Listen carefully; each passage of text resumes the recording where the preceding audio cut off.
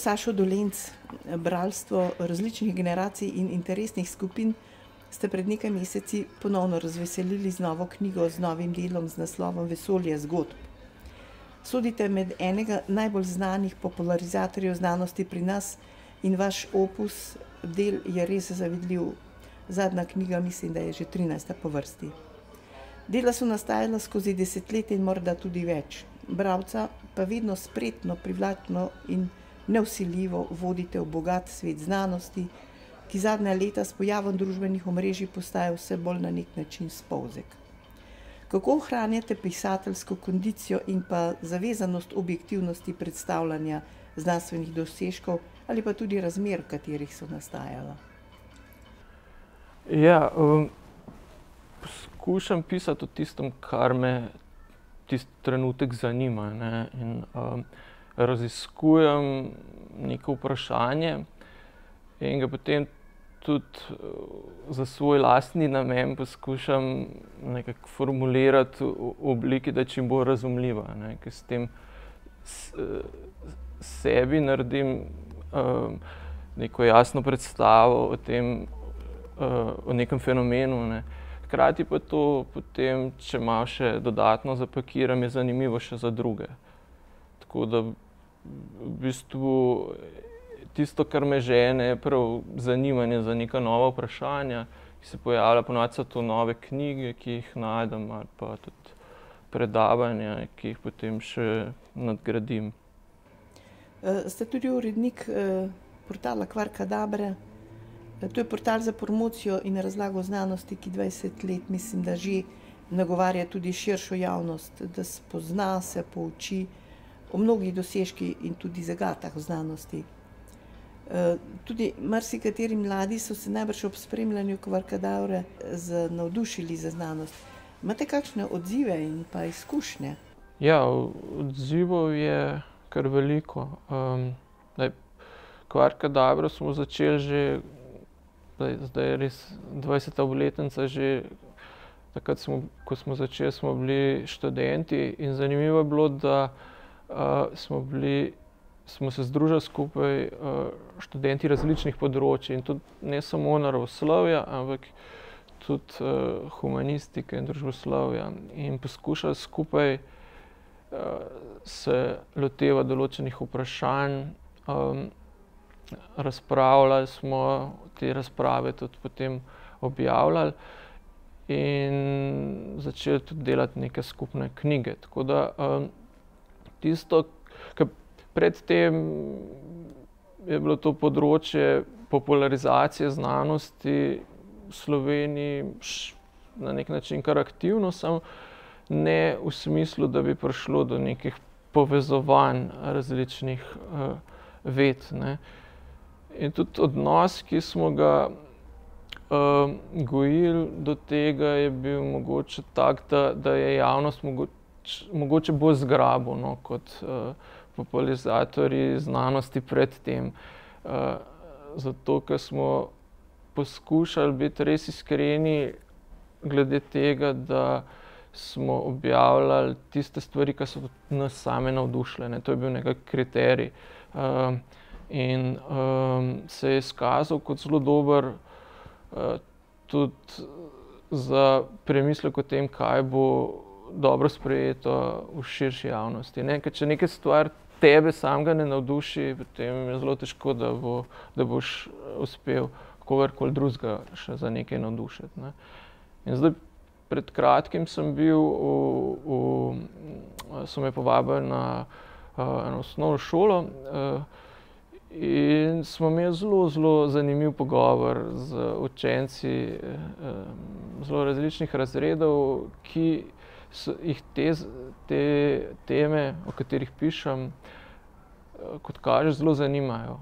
In smo se pogovarjali, so veliko sami že vedeli in mislim, da jih tak pristop zelo motivira, ga zelo potrebujejo in se mi zdi, da je marsikdo, kakor imam zdaj pač teh mlajših, ki so na začetku znanstvene kariere, mi povejo, da jih je motiviralo da so šli po tej poti velikokrat tudi kaj, kar so našli na tej naši spletni strani ali pa v knjigah. No, za trenutek ostaniva pri tej vaši zadnji knjigi Vesolje zgodb. Marsikoga bi seveda naslov zavedel z asociacijo na vesolje, vendar ne gre za vesolje, gre za eseje o znanosti, kjer pojasnjujete zelo aktualne, tudi provokativne teme današnjega časa. In sicer od lažnih novic preko genetskih raziskav do pojava kriptovalut in temnega interneta, pa tudi novejših raziskav atoma, ki jih opravljajo v CERN-u. No in vrednost te knjige vaše se mi zdi v tem, da vse te teme umeščate v nek družben kontekst, ki se danes vedno bolj spregleduje in zanemarja tudi med znanstveniki. Ja, pišem glavnem o tem, kar me v nekem trenutku zanima, navduši in poskušam skozi to, da nekaj jasnega in razumljivega napišem, tudi sebi razložiti tisti pojem ali pa pojav, eksperiment, o čemer pač takrat razmišljam. Zdaj, sama filozofija znanosti na nek način po svojem bistvu ravno odpira vprašanja glede odnosa, ki ga ima znanost do družbe in umeščanja nekega novega znanja v družben kontekst. Tukaj sama filozofija, če podrobno pogledam, ni bistveno drugačna od tega, kar se je dogajalo že v antiki. Za samo znanost več ali manj danes vsi približno vejo, kaj počne. Za filozofijo pa vsaj širša javnost mogoče malo manj se zaveda, kaj sploh predmet filozofije. In po moje je predmet zelo podoben tistemu, kar je Sokrat počel na atenskih trgih, ko je srečeval ljudi in jih spraševal, če res razumejo določene pojme, ki jih uporabljajo, in so prišli potem po pogovoru do tega, da zares ne znajo mogoče dobro definirati pojmov, ki jih vsak dan uporabljajo, ne? In potem so še enkrat premislili in prišli mogoče do nekih boljših definicij, ne? Se mi zdi, da to isto, kar je Sokrat počel pred 2500 leti, tudi danes počne filozofija. To se pravi, v tem novem kontekstu napredka znanosti in tehnike gleda, kateri pojmi se uporabljajo, pa mogoče zgubljajo nek jasen pomen v tem novem okolju in jih je treba zato na novo premisliti. In velikokrat je dovolj že, da se določeni pojmi izpostavijo kot mogoče takšni, ki nosijo zgolj samo še emocije, ne pa tudi pomena, ne. In potem to sproži nek nov premislek in pojmom potem vrne nek mogoče malo drugačen pomen, ki je smiseln za ta zdajšnji čas, ne. Vi ste fizik, imate pa tudi doktorat iz filozofije in zanimivo je tole, ne. Fizika in filozofija sta bila včasih soodvisnosti ena zraven druge, ne, mislim, delovali, ne. Pred 100 leti nekako s pojavom kvantne fizike je prišlo pa do razcepa. Vendar se zdi, da so bile takratne diskusije med znanstveniki dosti bolj kvalitetne in tudi fiziki so imeli neke filozofske izobrazbe, ne. Filozofija danes se oproščam, ker ste tudi filozof, ne, pa danes se pojmuje kot neko slepo črevo, ki nima svoje neke začrtane poti. Je pa res, da so pa redki tisti, ki poznajo neko sled, neko podlago filozofije, ker je le naredila veliko za razvoj moderne znanosti. Kje se pa taka sled pa izgubila? Jaz mislim, da filozofija je zelo koristna, tudi družbeno koristna veda, ne? Prav zaradi tega, ker išče te pojme, ki izgubljajo pomen in jih potem poskuša na novo jim vrniti pomen. In to je nekaj, kar se skozi prepleta z napredkom znanja, ne? In je skozi zraven pri tudi razvoju znanosti. Sami tudi znanstveniki so v določenih obdobjih prisiljeni določene pojme na novo premisliti, ne? In postati filozofi za nekaj časa, ne? Tudi, tako da tukaj ni tako, da bi imel nekdo, ki je šolan kot filozof, nek monopol nad tem področjem, ne? To se tiče skorajda vseh ved, ne? Ta pristop, ki se ga mora poslužiti neka veda v določenih obdobjih. In mogoče je neka razlika glede med humanisti in naravoslovci v tem, da so naravoslovci že več desetletij se dobro zavedajo tega, da morajo o svojih odkritjih in svojih problemih govoriti tudi na način, tako da jih širša družba razume, ne? Da lahko te ideje začnejo krožiti malo v širšem krogu ljudi, ki jih to zanima, in da se sproži neka debata, ne? Se mi zdi, da na področju humanistike tega zavedanja še ni, no? Da je marsikdo prepričan, da že samo v svojih knjigah formulira stvari na najbolj preprost način, kot je mogoče, ampak dejansko je to potem razumljivo nekemu zelo ozkemu krogu, ne? In bi marsikdaj te ideje ali pa debate, ki jih imajo filozofi v ožjih krogih, bile zelo koristne tudi za širšo javnost, če bi bile formulirane tudi na ta način, da bi lahko večji krog jih razumel, prav zaradi tega, ker rabiš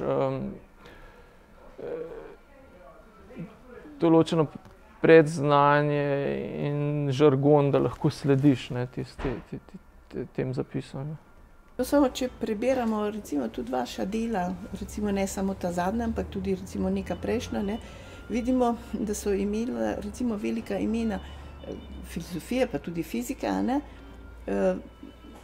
včasih bolj rafiniran občutek, kaj je v bistvu znanost, kaj je recimo fizika, če govorimo o fiziki, ker ste fizika, ne. No, in samo te razprave recimo med Bohrom in Einsteinom ali pa Feynmanom in Diracom lahko spoznamo, da moderna fizika pravzaprav temelji na filozofiji, ne? Na nekih miselnih konceptih oziroma miselnih eksperimentih, ne? In tudi najbolj trdna znanost, kot je danes kvantna fizika, ki jo seveda vsi pravijo nerazumljiva, ne? Ima nekaj v sebi filozofskega razmisleka, ne? Ja, a je prišlo potem do preveč pragmatičnega odnosa do tega? Seveda s favorizacijo recimo teh numeričnih metod, da se z enačbami lahko vse razloži. Ja, v bistvu sam razvoj znanosti velikokrat pripelje do faze, ko je neka nuja, da se premisli določene temeljne pojme, ne. In v začetku 20. stoletja je bilo tako obdobje, ne, ko z začetkom teorije relativnosti in kvantne fizike je bilo treba marsikaj na novo premisliti. In tudi te velike Einsteinove revolucije, ki jih je sprožil, ne, so temeljile prav na tem, da je na novo premislil določene pojme, kako recimo meriti čas ali pa kaj sploh pomeni, da meriš čas, kaj je čas, ne.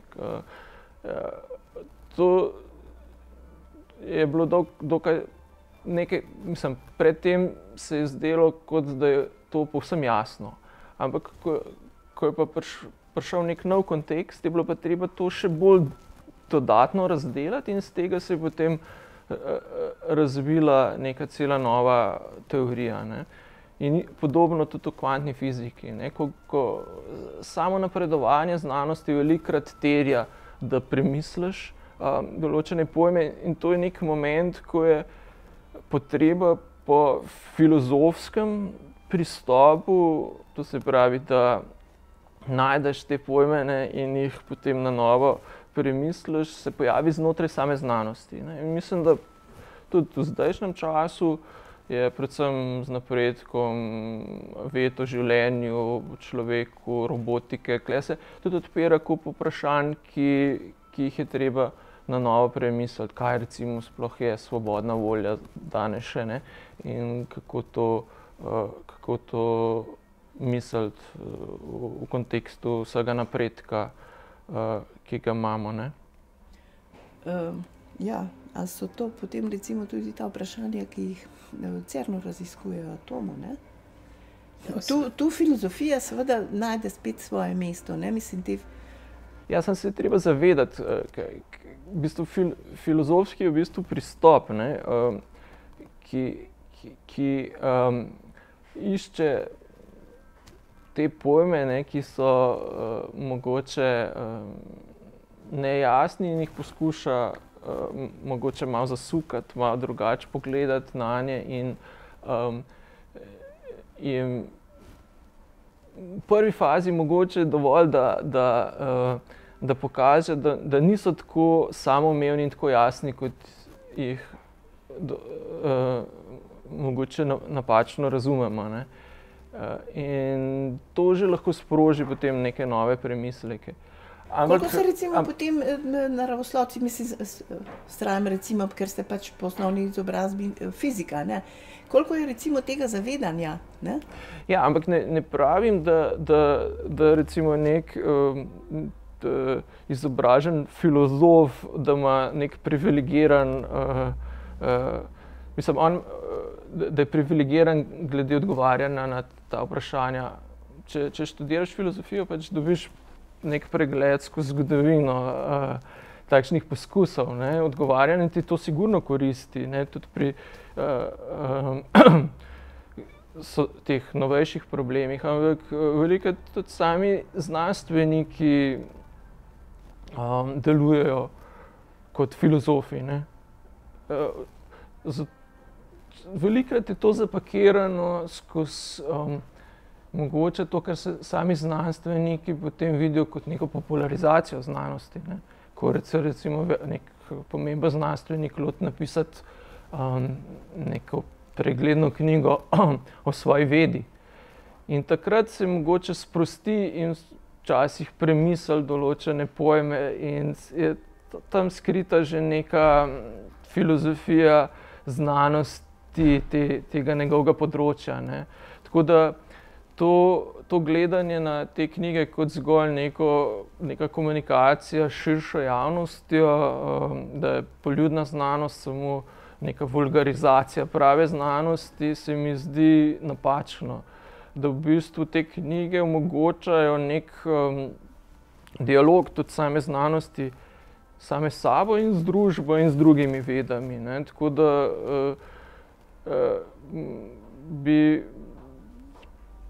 tukaj bi morala tudi sama ta znanstvena publicistika dobiti neko, mogoče se mogel kakšen filozof lotiti, no, pa pokazati, da mogoče stvari niso take, kot se zdijo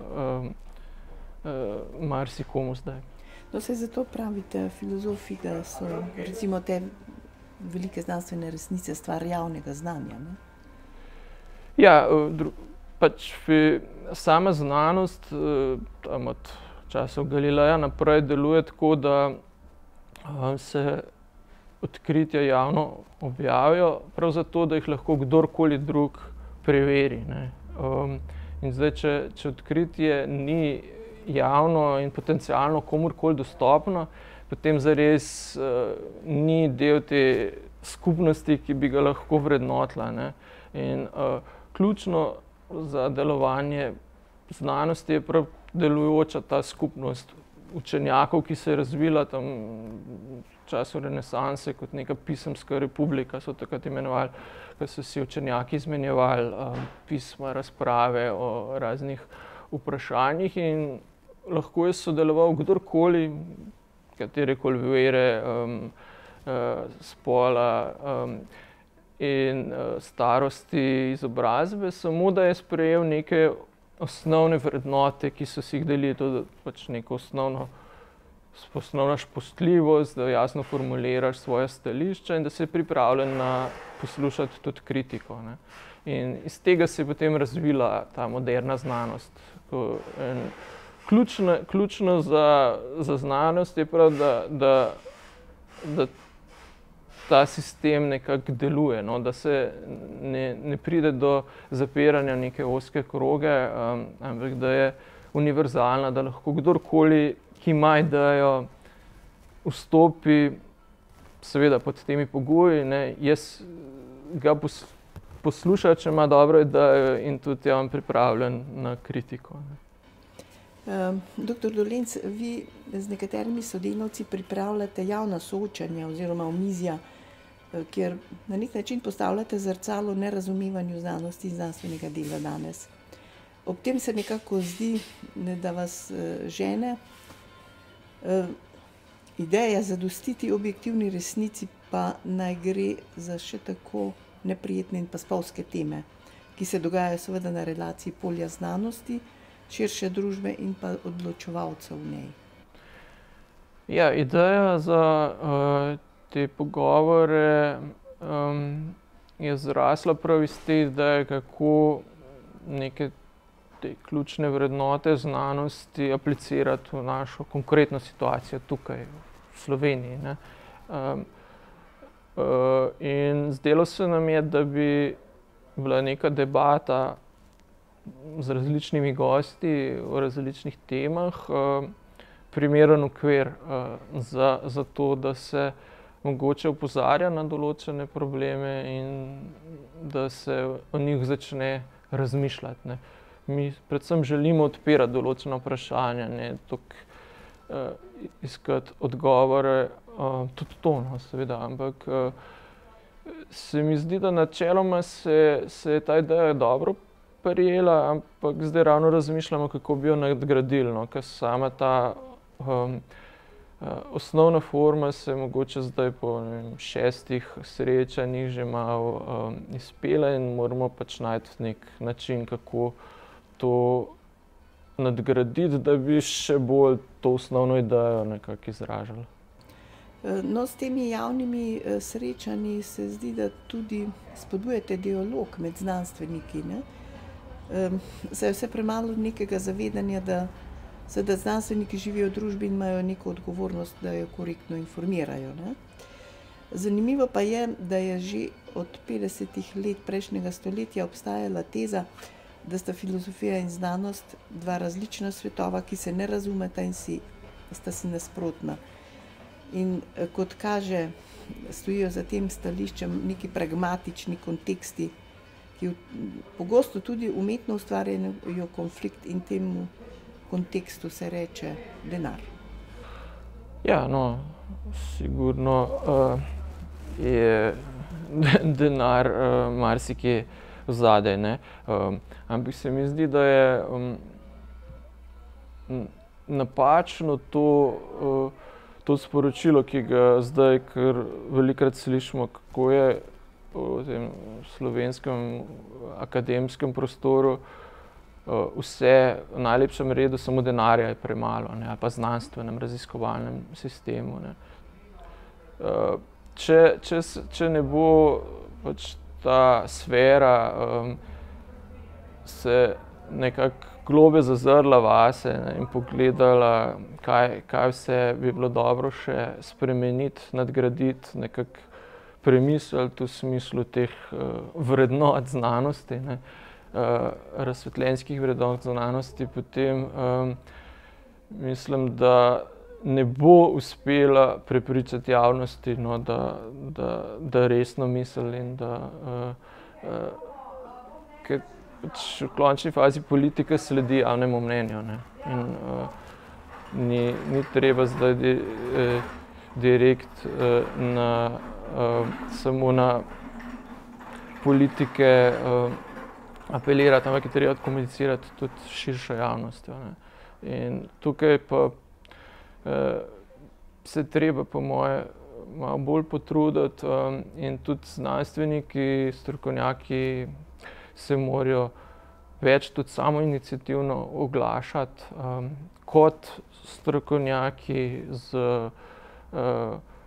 nekimi javnimi intervencijami, ne samo takrat, ko